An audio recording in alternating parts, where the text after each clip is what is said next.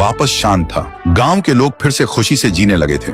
हर पूर्णिमा को लोग एक दिया जलाकर ठुन ठुन ठुन साहुर को याद करते थे। पर एक रात कुछ ऐसा हुआ जो फिर से सब कुछ बदल के रख दिया। लाशें फिर से मिलने लगी। हर 2 दिन बाद किसी न किसी के घर के सामने एक कटी हुई लाश पड़ी होती। गांव फिर से कांप उठा। एक दिन सब लोग महाराज के पास पहुंचते हैं और रो रो कर गांव की घटनाओं के बारे में बताते हैं। रात को महाराज 2 सेनापतियों से कहते हैं, जाओ और खोजो इस कांड के पीछे कौन है। लेकिन सुबह सिर्फ उनकी लाशें लौट कर आईं। एक का सिर था ही नहीं, दूसरे के पैर कट चुके थे।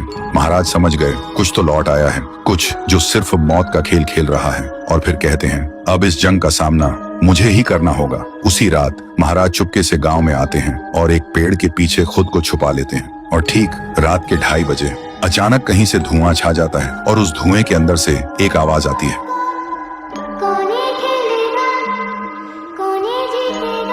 और फिर धुएं के बीच से निकलती है एक गुड़िया, गोल आंखें, एक बेजान सी मुस्कान, लेकिन चेहरा मौत का पैगाम।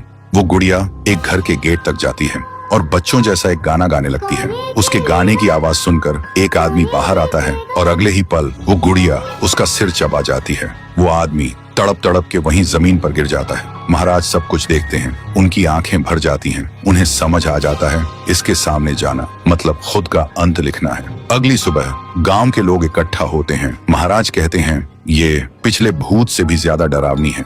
इसे सिर्फ वही हरा सकता है जो मौत को पहले ही हरा चुका है। और फिर एक पूर्णिमा की रात सब लोग दिया जलाकर पुकारते हैं, आप वापस आइए, आपके बिना ये गांव जिंदा तो है पर जीने जैसा नहीं। तभी एक आवाज गूंजती है, ठुंग ठुंग ठुंग ठुंग ठुंग ठुंग ठुंग ठुंग ठुंग साहुर। और उसी देह की आग से एक जलता हुआ पेड़ बनने लगता है और उसी पेड़ में से ठुन ठुन ठुन साहुर निकलता है। तभी फिर से वही धुआं छा जाता है और उसके साथ ही एक आवाज।